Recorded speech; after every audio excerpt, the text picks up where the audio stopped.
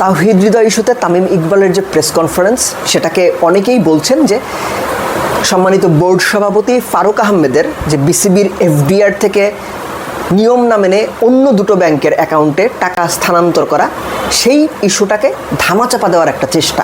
আসলেই কি তাই? এই বিষয়টা আলোচনা করা জরুরি, একই সঙ্গে প্রাসঙ্গিক অন্য বিষয়। একটা ব্যাপার তো সত্যি যে গত 2 দিনে দুটো পার্টিকুলার ইস্যুতে বাংলাদেশ ক্রিকেটের যা হলো, এটা বাংলাদেশ ক্রিকেটের মান সম্মান বা ইমেজ দর্শকের কাছে প্রচণ্ড রকমভাবে খাটো করে দিয়েছে, হাস্যকর বানিয়ে দিয়েছে। এটা নিয়ে বোধহয় ডাউট কিংবা এটা নিয়ে বোধহয় তর্ক করার খুব বেশি সুযোগ নাই। মানুষজন রীতিমতো হাসাহাসি করছে, ছি করছে। এখন যে দুটো বিষয় নিয়ে তামিম ইকবাল তাওহিদ হৃদয়ের ইস্যুতে কথা বলেছেন, সেটা আগে বলি। যে একটা হচ্ছে তার শাস্তি একবার দেওয়া, শাস্তি আবার কমানো, আবার সেই শাস্তি পুনর্বহাল করা, ব্যাপারটা হাস্যকর। তামিম এটা বলেছেন না, তামিম ভুল বলেননি। যারা সিদ্ধান্ত নিয়েছেন সেই সিদ্ধান্তে স্ট্রিক্ট থাকতে না পারা এবং বারবার সিদ্ধান্ত পরিবর্তন তাদের নিজেদের যে অবস্থান, সেই অবস্থানের দুর্বলতা প্রকাশ করে যে কোনো সিস্টেমে। দ্বিতীয় যে বিষয়টা, একটা পার্টিকুলার ম্যাচ নিয়ে ফিক্সিং কিংবা এই ধরনের অভিযোগ ছিল, সেই ক্রিকেটারদের ডেকে এনে অ্যান্টি কারাপশন বা আকু তারা বিসিবির একাডেমি মাঠে ক্রিকেটারদের দিয়ে কীভাবে সেটার অভিনয় করেছে এবং সেটা দর্শক গণমাধ্যমের সামনে সেগুলো ভিডিও করে নিউজ করেছে। তামিম এই প্রসঙ্গটা তুলেছেন, হুইচ ইজ কারেক্ট। দুটো প্রসঙ্গই কারেক্ট, ভুল কিছু বলেননি তামিম। কিন্তু যে ব্যাপারটা ইম্পর্টেন্ট সেটা হচ্ছে এই বিষয়গুলো পাবলিকের সামনে এসে এত প্লেয়ার জড়ো করে করার দরকার ছিল কিনা, এবং একই সঙ্গে যে প্লেয়াররা ওইখানে উপস্থিত ছিলেন, আপনারা কি সত্যি সত্যি বিশ্বাস করেন যে এই প্রেস কনফারেন্সটা করে আপনাদের কিংবা বাংলাদেশের ক্রিকেটের খুব উপকার হলো? এটা যে ক্রিকেটাররা ওখানে উপস্থিত ছিলেন তাদের কাছে আমি প্রশ্ন রেখে গেলাম। তাদেরকে অনেককে আমি ব্যক্তিগতভাবে চিনি, তারাও আমাকে ব্যক্তিগতভাবে অনেক দিন ধরেই চেনেন, আমার সম্পর্কে খুব ভালো জানেন। তাদের সম্পর্কে আমি খুব ভালো জানি বলবো না, কিন্তু জানি।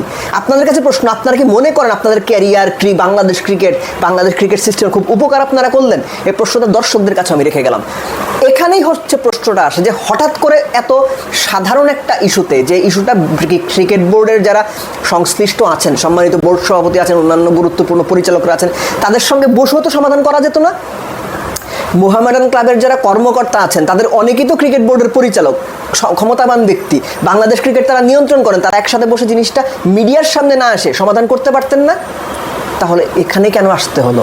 মিডিয়ার সামনে কেন হাইপটা তৈরি করতে হলো? এখানেই হচ্ছে ফারুক আহমেদের ওই ইস্যুটা চলে আসে। দেখেন, আমি একটা দৈনিক সকাল সন্ধ্যা বোধহয় তাদের একটা নিউজে দেখলাম যে ফারুক আহমেদ একটা বক্তব্য দিয়েছেন যে এর আগে ক্রিকেট বোর্ড যে ব্যাংকে টাকা রাখতো, ব্যাংকের নাম বলছি না খুব স্বাভাবিকভাবেই, সেখান থেকে তারা যে মুনাফা পাওয়ার কথা ইদার পেতেন না বা কম পেতেন, যে কারণে তিনি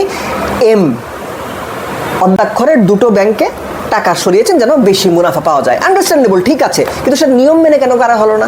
ক্রিকেট বোর্ডের অন্যান্য যে প্রোটোকল আছে সেইটা কেন মেনে করা হলো না? দ্বিতীয় প্রশ্ন আমার, রাখবেনই যদি, কেন ভালো ব্যাংকগুলোতে রাখলেন না? বাংলাদেশে কমপক্ষে 4টা বা 5টা ব্যাংক আছে গ্রিন জোনের ব্যাংক, যে ব্যাংকগুলো ওয়েল রেপুটেড এবং তাদের খুব ভালো বিজনেস পলিসি আছে, কমপ্লায়েন্স আছে। সেই ব্যাংকগুলোতে না রেখে কেন দুর্বল ব্যাংকে আপনাদের রাখতে হলো? একই সঙ্গে এই অভিযোগও এসেছে যে ওই সমস্ত ব্যাংকে টাকা রাখার মাধ্যমে স্পন্সর আনা হয়, 3rd ডিভিশন, 2nd ডিভিশন, এবং সেই ব্যাংকগুলো স্পন্সর করে। এটা খুব বাজে প্র্যাকটিস। আপনি ক্রিকেটের ব্র্যান্ড ভ্যালু কমাচ্ছেন, যে একটা ব্যাংকে টাকা রাখলে ভাই তোমরা আমাকে স্পন্সর দাও। এতে ক্রিকেটের তো ব্র্যান্ড ভ্যালু বাড়ছে না, উল্টো কমে যাচ্ছে। তাহলে ব্যাপারটা কী দাঁড়ালো?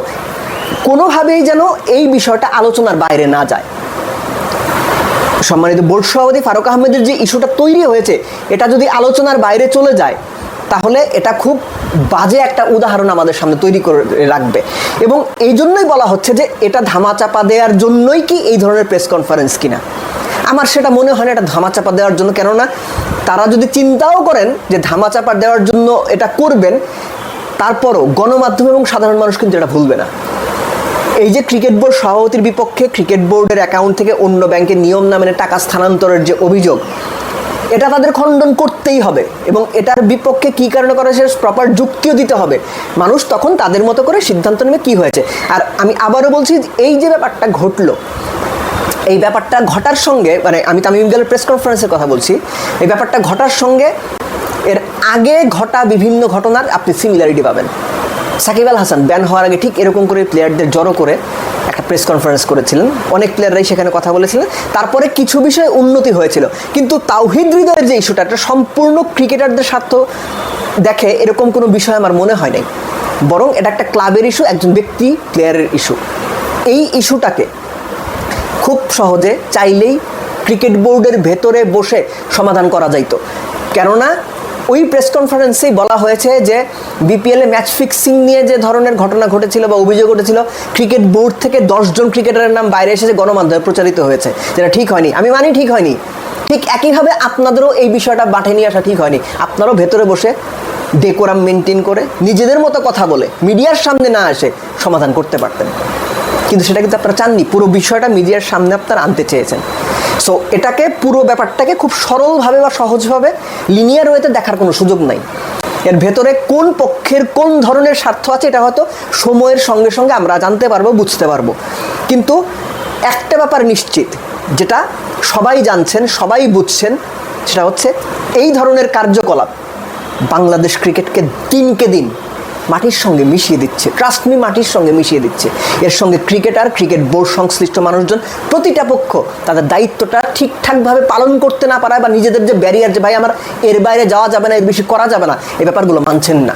সবাই সবার বিভিন্ন রকম স্বার্থ নিয়ে ব্যস্ত।